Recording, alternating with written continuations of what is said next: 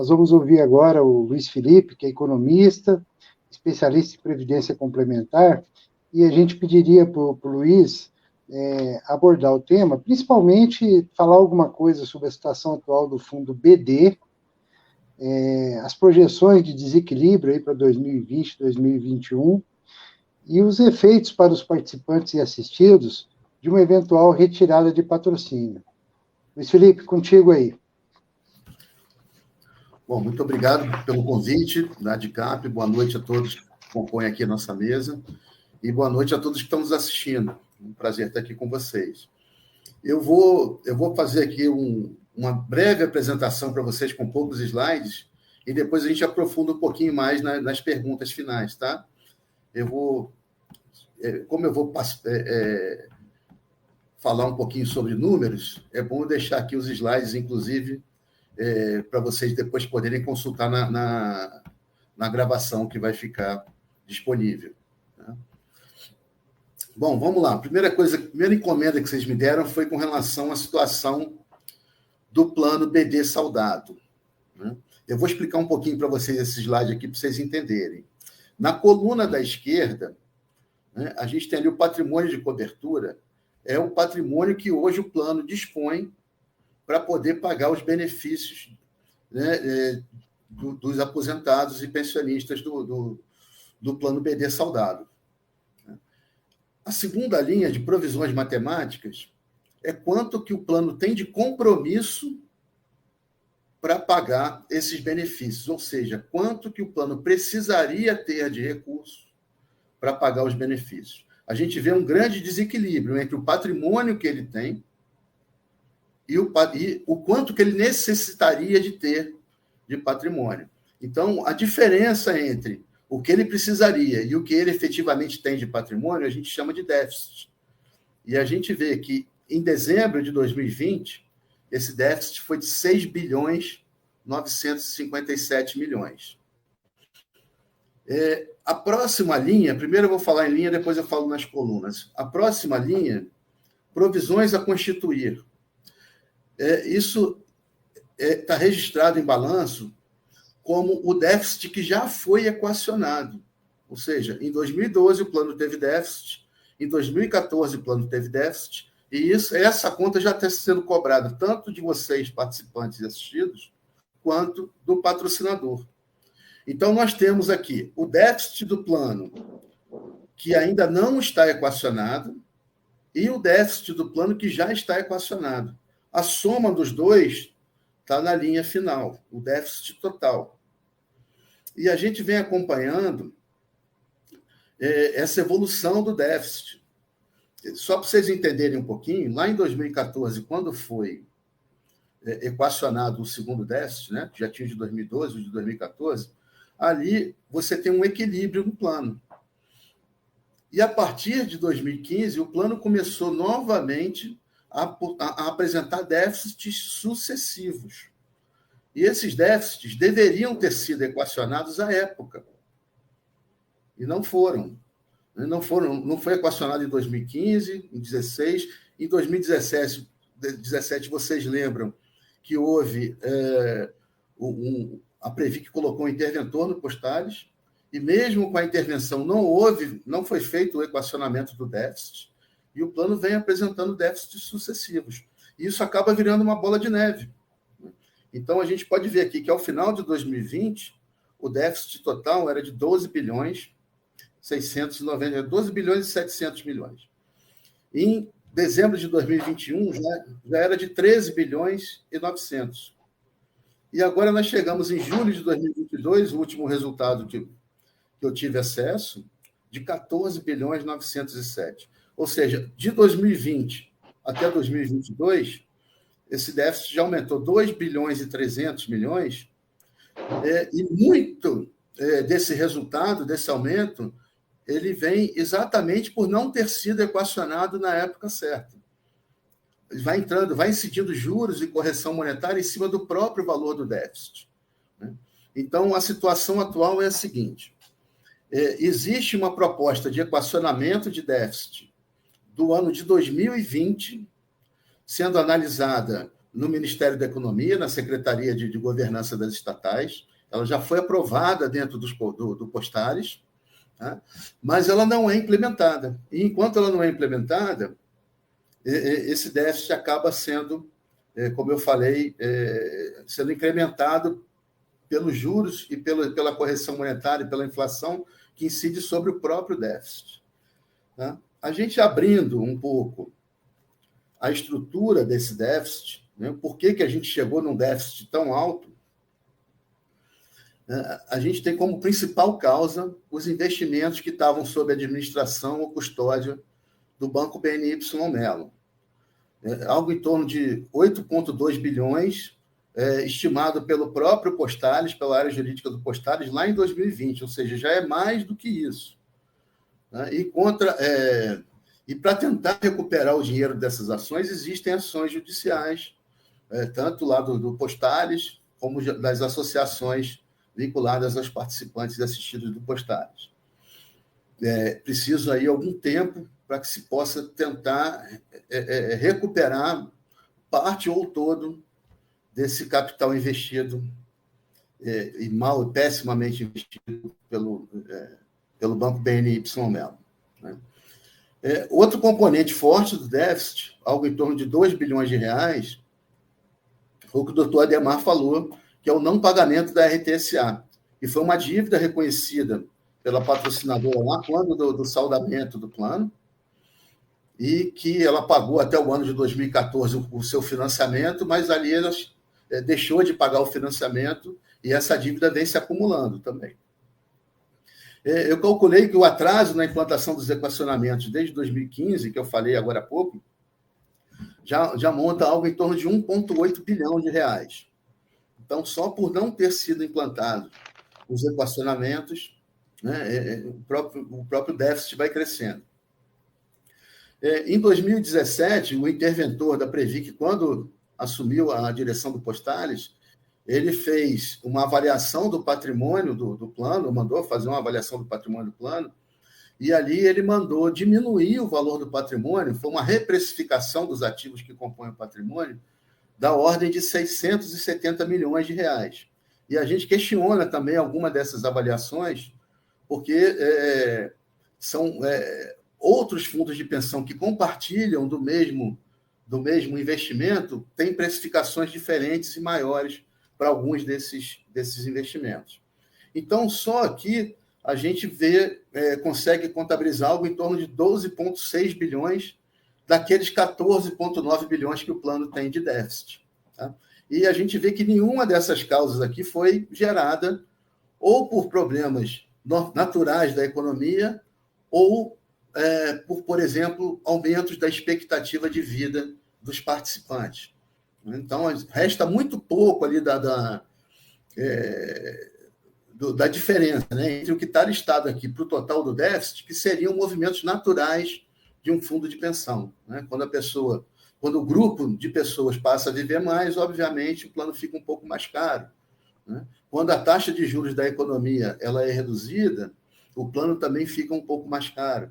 Mas nada disso está aqui nesse slide. Né? Ou seja, a maior parte, 90 e poucos % do déficit do Postares, do plano BD Saudado do Postares, vem de movimentos não comuns dentro da funcionalidade de um plano de previdência no fundo de pensão. Tá? Então, eu coloquei aqui embaixo no slide que existem ações judiciais cobrando essa reparação dos investimentos. E para ver se melhora a situação do plano e reduz, né, reduz o percentual que vocês hoje contribuem e vão ter que contribuir com relação à cobertura do equacionamento, do déficit. Bom, como é que está, então, aqui a situação do equacionamento do déficit? Né? Então, hoje vocês pagam os déficits de 2012 e 2014, né, a contribuição dos participantes desassistidos, né, vocês pagam de 18,81% do benefício, ou do benefício que está saldado, ou do benefício que vocês recebem, se for assistido. E eu deixei aqui em negrito, de propósito, aqui, dizendo que o patrocinador paga de forma paritária, né, metade do valor do déficit. Por que eu deixei aqui de negrito? Porque mais para frente eu vou explorar a situação em que o patrocinador pode querer sair dessa situação de ter que pagar de forma paritária a metade do valor do déficit. Tá? Como eu já disse, existe um novo plano de equacionamento sendo avaliado pela Secretaria de Coordenação e Governança das Estatais, visando a cobertura dos déficits acumulados até o final do exercício de 2020. Mas como tem uma grande demora na aprovação desse plano de equacionamento, os novos déficits vão se acumulando com o passar do tempo. E para que seja, né, oneroso o pagamento, por mais que seja oneroso o pagamento do déficit,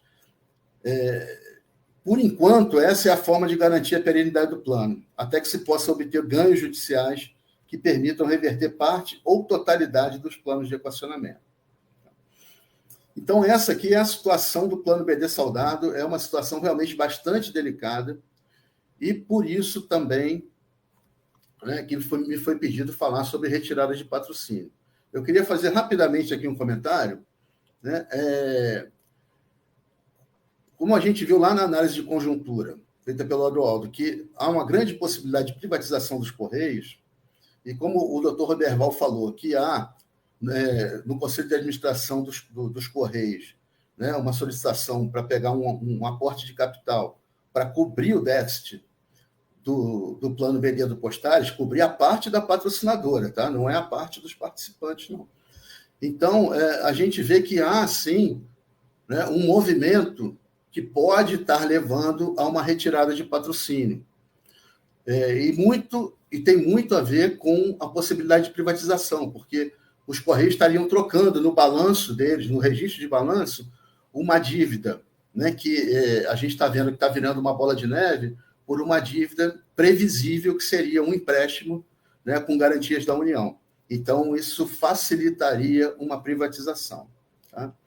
Falando um pouco da retirada de patrocínio, ela consiste na possibilidade do patrocinador decidir não mais patrocinar o plano, e sem a necessidade de justificar os seus motivos.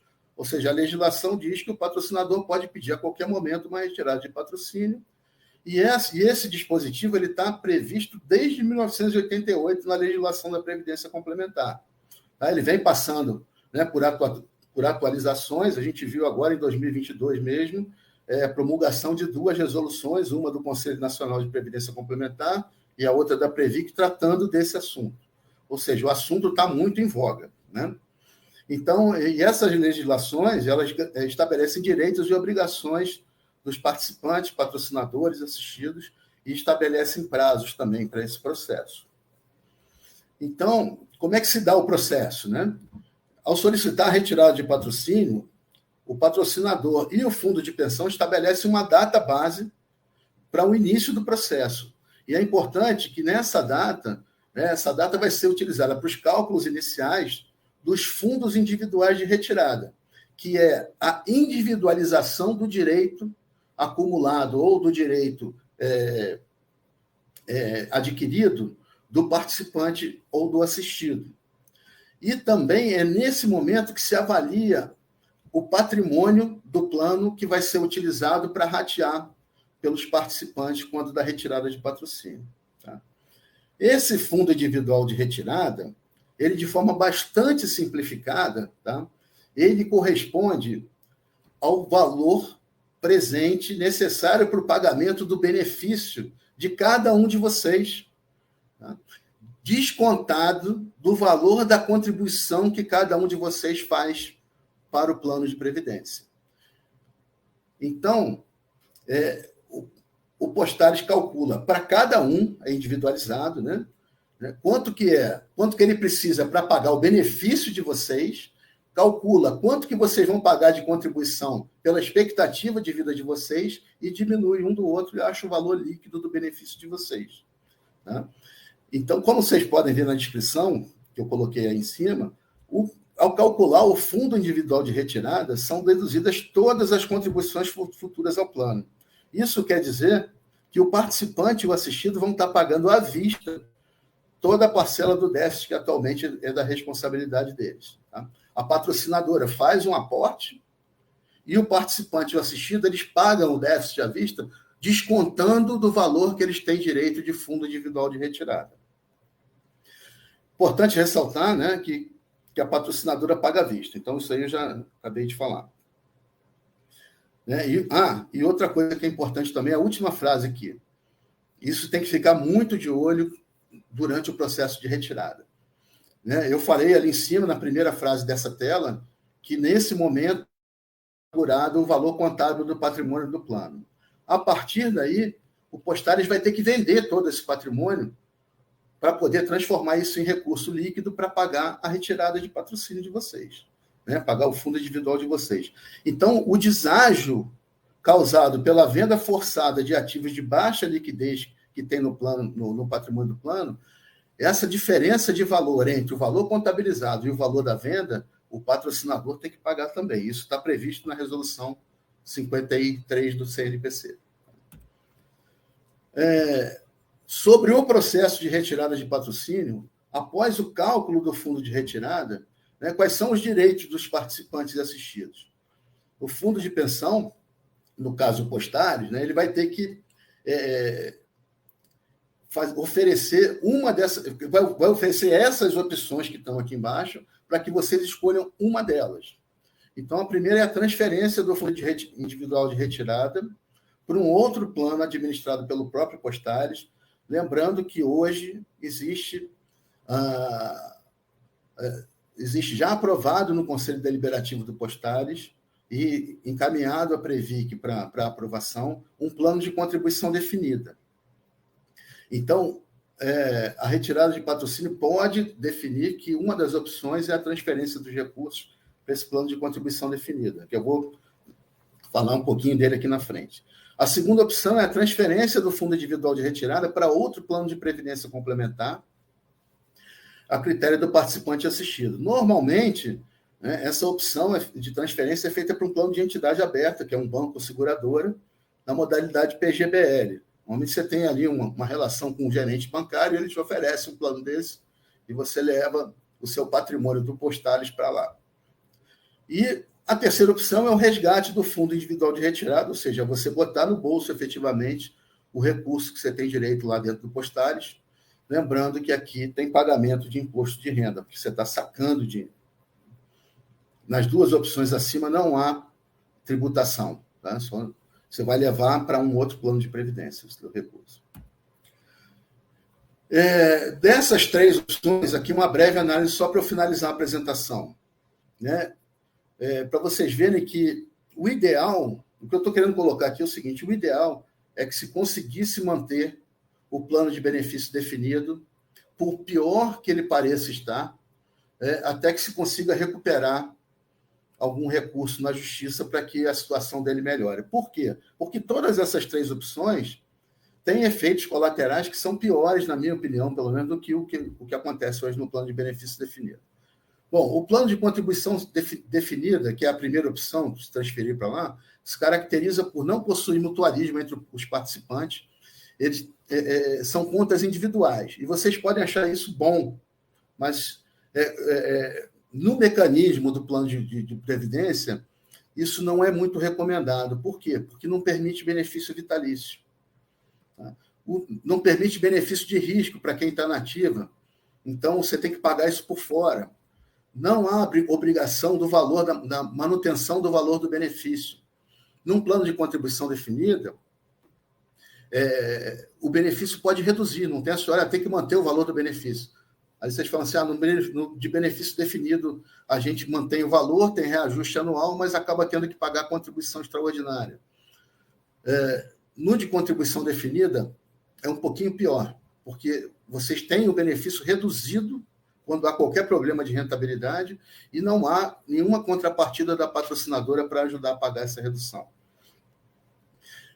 Não há qualquer obrigação do patrocinador em cobrir necessidade de recursos para pagamento de benefícios, mesmo que haja rentabilidades insuficientes ou que a expectativa de vida dos participantes aumente. Em um plano CD, o participante arca com todo o ônus de qualquer problema que afete o valor do seu benefício.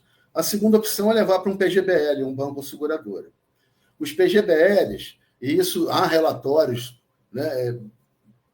que vocês podem consultar, depois a gente pode fazer uma outra apresentação sobre isso, eles se caracterizam por ter uma taxa de administração muito mais alta, ou seja, boa parte dos recursos de vocês não vai para pagar benefício, vai para pagar a administração do banco ou da seguradora. Eles apresentam baixa rentabilidade dos investimentos, menor do que a média dos fundos de pensão. Normalmente, eles não oferecem benefício vitalício, mas quando oferecem, o valor é bem mais baixo do que aqueles pagos pelo fundo de pensão. Eles usam taxa de juros futura muito baixa ou igual a zero na conversão do benefício, ou seja, eles não repassam para vocês os ganhos que eles têm nos investimentos, não repassam para o benefício, e usam tábuas de mortalidade muito longevas, ou seja, eles preveem que vocês vão viver muito mais do que a média do grupo de vocês, e isso também reduz o valor do benefício. Por quê? Para eles terem uma segurança que não vão ter prejuízo. Né? Então, é importante lembrar que os fundos de pensão, como é o caso do Postales, são concebidos como entidades sem fins lucrativos, enquanto os bancos e seguradoras precisam remunerar os acionistas. E, por último, a terceira opção, que é o resgate do fundo individual de retirada, né? Em um processo de retirada de patrocínio, você pode pegar e botar o dinheiro no bolso, e isso pode parecer uma tentação, né?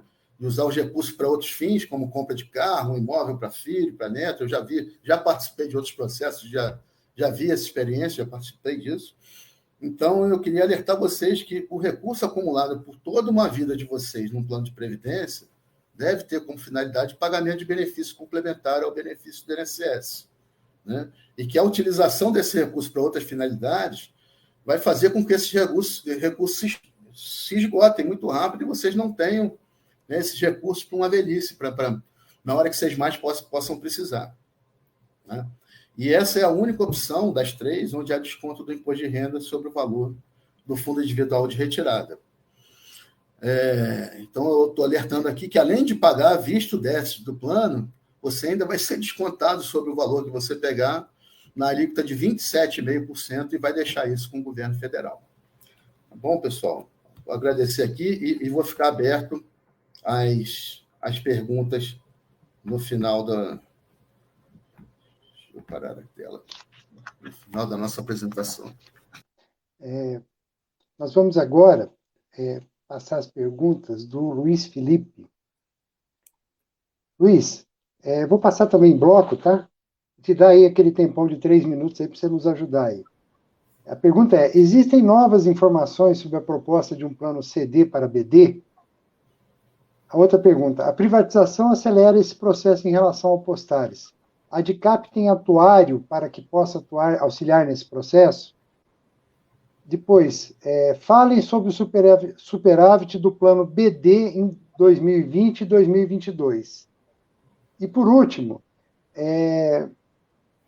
falar alguma coisa também sobre a situação do Postalprev. Tá. 3 a 5 minutos, tá? Tá, eu vou inverter um pouquinho aqui, vou começar pelo Postalprev. O Postalprev hoje é um plano equilibrado. O que isso quer dizer? Ele tem recursos, ele tem patrimônio para pagar os compromissos com os benefícios dos participantes assistidos. É um plano que está hoje saudável. Mas o Postalprev tem uma característica que eu tenho certeza que incomoda muito hoje o patrocinador Correios, que é a possibilidade de ter benefício vitalício. Isso incomoda muito os Correios pelo seguinte: isso gera, né, o compromisso de futuramente, em qualquer desequilíbrio, ele ter que arcar com metade de eventual déficit. E é exatamente o que os Correios estão querendo eliminar no plano BD, e por isso pode ser que também desejem eliminar essa característica no Postalprev. E como é que eles fariam isso? Agora eu vou voltar na primeira pergunta, que é com relação ao plano CD. Né? O plano CD não tem benefício vitalício. O que eu tenho de informação sobre o plano CD, que o Postales já aprovou em seu conselho e que hoje está na Previc para ser sancionado, é que é um plano CD tradicional, com contas individuais, desde quando o participante é ativo até depois que ele se aposenta, continua com conta individual. O benefício, o participante vai poder escolher entre 2 modalidades: por prazo determinado, ou seja, ele vai escolher para receber em 20 anos, 25 anos ou 30 anos, ele vai ter que adivinhar a expectativa de vida dele, porque senão pode faltar dinheiro no final. Ou então, por percentual do saldo de contas. Então, imagine que você decide receber 1% do teu saldo de contas por mês. Se a rentabilidade que o Postares conseguir nas aplicações que são repassadas para a sua conta não cobrir esse teu saque, a tua conta começa a diminuir, né? Você tira 1% esse mês, a tua conta diminui um pouquinho. Tira 1% mês que vem, tua conta diminui um pouquinho. Então, você vai estar tirando 1% sobre um saldo cada vez menor. E aí, lá na frente, daqui a 10, 15, 20 anos, o teu saldo está miudinho e você está tirando 1%, 0,5%, 1,5%, mas de um valor bem menor. Então, o plano CD ele tem essa característica de que você, mais lá para frente, pode ter dificuldades financeiras com ele. Tá? Esse plano CD, quando aprovado, ele deve passar a ser, estou aqui, não tenho essa informação, mas naturalmente ele deve passar a ser o plano oficial dos novos empregados dos Correios. E para isso eles vão ter que fechar o Postal Prev para novas entradas. Porque hoje o Postal Prev é oferecido aos novos empregados dos Correios, né? E a empresa não pode ter 2 planos abertos. Então, com o plano CD, o Postal Prev deve ser fechado. É quase que natural que deva acontecer, né, uma oferta de migração do Postal Prev para o plano CD, e a gente sabe que, pelo menos para os participantes da ativa, né, que ainda estão lá exercendo suas atividades dentro do patrocinador, essa oferta de migração, volta e meia, vem com uma certa pressão para que você troque de plano para um plano que não traz riscos, né, para o balanço contábil do patrocinador. Então, assim, o advento do plano CD deve influenciar, sim, né, a operação do Postal Prev, que hoje é um plano saudável, como eu falei, e, infelizmente, ele deve ser fechado por conta do advento do plano CD. A pergunta sobre a privatização, se acelera esse processo em relação ao Postares, eu não entendi se é o processo da vinda do plano CD ou o processo de retirada de patrocínio. Mas o que eu posso dizer é que tudo isso está envolvido no mesmo projeto. Então, estão caminhando juntos. Eu diria que até o contrário. O plano CD ou a retirada de patrocínio, né, eles ajudam o processo de privatização exatamente por limpar o balanço dos Correios, deixar ele mais previsível. Tá? Com relação ao acompanhamento pela DICAP, né, de atuários, né, a minha consultoria tem feito esse trabalho e espero continuar a poder fazendo essa assessoria à DICAP. Então, tem que ser atuário, mas sempre que for preciso, eu tenho na equipe atuário que nos ajudam aqui a estar entendendo o que está acontecendo. Né? E também com a minha experiência de 25 anos nesse ramo, dentro de grandes fundos de pensão. E, por último, tem uma pergunta aqui, falar sobre o superávit do plano BD de 2020 e 2022. Eu mostrei naquele meu primeiro slide que não ocorreu superávit. Na verdade, ocorreu um incremento do déficit. Né? Eu não sei aqui se essa pergunta é de uma forma geral do mercado de previdência ou se é especificamente para o BD do Postares, mas não houve superávit em 2020, nem em 2021, nem em 2022 no plano BD saudado do Postares. Muito pelo contrário, houve incremento dos déficits. Rapidamente, com relação ao mercado em geral, 2020 foi um ano de equilíbrio para os planos, um pouquinho de superávit ao final do ano para a maioria dos planos BDs de mercado. 2021, todo mundo navegou no déficit. Foi um ano ruim para o mercado em geral de previdência complementar. Então, todos os planos BDs, principalmente os grandes de estatais, terminaram no vermelho. Né? Até o da Previ, que é o mais bem colocado aí no ranking, também teve problemas em 2021. E agora, 2022, o primeiro semestre muito ruim e uma recuperação agora no segundo semestre, muito mais por conta da queda da inflação do que do aumento das rentabilidades. Isso, estou aqui à disposição ainda. Obrigado.